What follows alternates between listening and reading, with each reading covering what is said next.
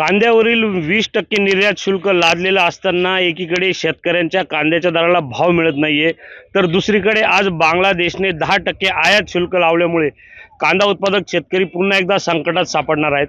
आपल्या सोबत बोलण्यासाठी काही शेतकरी आहेत, तर काय सांगाल नेमकं आज परत पुन्हा एकदा बांगलादेशने 10% आयात वाढवलं, ऑलरेडी 20% कांद्यावर आपल्याकडे निर्यात लागलेली, याची काय सांगाल? महत्त्वाचा विषय म्हणजे आज बांगलादेशने जे 10% शुल्क वाढवलेलं आहे त्याचा प्रॉब्लेम असा की पहिलं आपल्या सरकारने 20% पुन्हा बांगलादेशनं ते 10% वाढवलं, म्हणजे 30% झालं आहे। पहिलंच आपलं मजुरीची म्हणजे काय म्हणतात त्याला उत्पादन क्षमता घटलेली वातावरणामुळे आणि मजुरीची किंमत म्हणजे वाढून गेलेली। आणि हा जो विषय जो होतोय आज केंद्र सरकारने लक्षात दिलं पाहिजे का शेतकऱ्याला अतिशय बिकट परिस्थिती शेतकरी बिकट परिस्थितीतून जात आहे, त्याच्यामुळे हा शुल्क कमी करावा, 0% करावा असं एकंदरीत शेतकऱ्याचं म्हणणं आहे। मध्यंतरीच्या काळात कांद्याचे भाव पडले, त्यामुळे शेतकऱ्यांनी आंदोलन देखील केलेलं आहे। आज पुन्हा एकदा तो फटका बसणार, काय सांगणार? नमस्कार, माझं नाव निवृत्ती भास्कर दाभाडे, शेतकरी भौरी।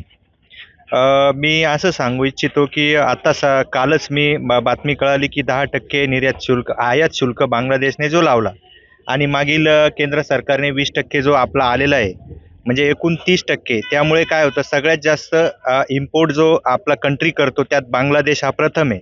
आणि 30% जर निर्यात शुल्क असेल, आयात शुल्क असेल, तर आता उन्हाळ कांद्याचं उत्पादन, त्याच्यानंतर आलेला उशिरा आलेला करपा, आधी आलेला करपा, घटलेलं उत्पादन, त्यानंतर शेतकरी हवालदिल झाला होता। थोडासा जरी बाजारभाव मागे मिळत होता, पण तो उत्पादन खर्चापेक्षा काही जास्त नव्हता।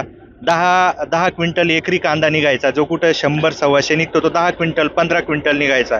त्यामुळे शेतकऱ्याचं अतोनात नुकसान झालेलं आहे। सरकारने आता म्हणजे राज्य सरकारने पण केंद्र सरकारने पण कांदा उत्पादक शेतकऱ्याकडे गांभीर्यपूर्वक लक्ष द्यावं आणि जी निर्यात शुल्क आयात शुल्क जो लावलेला आहे तो हटवावा, ही विनंती करतो। एकंदरीतच आज बांगलादेशने 10% आयात शुल्क लावलं आहे। यापूर्वी कांद्यावर आपल्याकडे 20% निर्यात शुल्क होतं, याचा काय परिणाम व्यापारावर होणार आहे? किती निर्यात आपली भारतातून बांगलादेशकडे होत असते किंवा काय त्याबद्दल? बांगलादेशकडं रोजचे 150 ते 200 गाडी आता सध्या जाऊ राहिली, एक्सपोर्ट होत राहिली आपल्या इंडियातनं। परंतु आता हे 10% शुल्क लागल्यामुळे काय, पहिले 20% आपल्याला आपल्या केंद्र सरकारचा टॅक्स आहे, आता 10%, टोटल 30% झाला। आणि आता मालाची क्वालिटी पण नाही ना, कारण असं आहे का करपा रोग पडलेला आहे, उत्पादन घटलेलं आहे आणि सिलेक्टेड माल त्याच्या तिथं कॉम्पिटिशनसाठी भाव भेटत होता, परंतु आता टॅक्समुळे वापस प्रॉब्लेम आणि एक्सपोर्टला थोडा प्रॉब्लेमच होईल याच्यामुळे, आणि भावावर त्याचा इफेक्ट होईल। हा इनडायरेक्टली शेतकऱ्यांवर इफेक्ट होऊ राहिला। त्यामुळे केंद्र सरकारने आणि महाराष्ट्र सरकारने याच्यावर दखल घ्यावी आणि 20% जो टॅक्स आहे आपला कांद्यावर लावलेला केंद्र सरकारने, तो टॅक्स लवकरात लवकर कमी करण्यात यावा। आणि यासाठी महाराष्ट्र सरकार, शेतकरी संघटना, व्यापारी संघटना सर्व पियुष गोयलकडं वारंवार पत्रव्यवहार करते, परंतु ते कोणतीही दखल घेत नाहीये। तरी आपल्या माध्यमातून दखल घेतली तर फार चांगलं होईल। एक व्यापारी म्हणून आपलं काय मत आहे, कसं नुकसान होऊ शकते या संदर्भात? काय, इनडायरेक्टली 10% टॅक्स म्हणजे हा शेतकऱ्यांवरच टॅक्स आहे। वरती जर आपल्याला 20 रुपयाचे आम्हाला पैसे येत होते, तर आज 18 रुपयाचे येणार, इथं 2 रुपये मार्केट डाऊन होणार, त्याच्यात इफेक्टच हा शेतकऱ्यांवर जाऊ राहिला।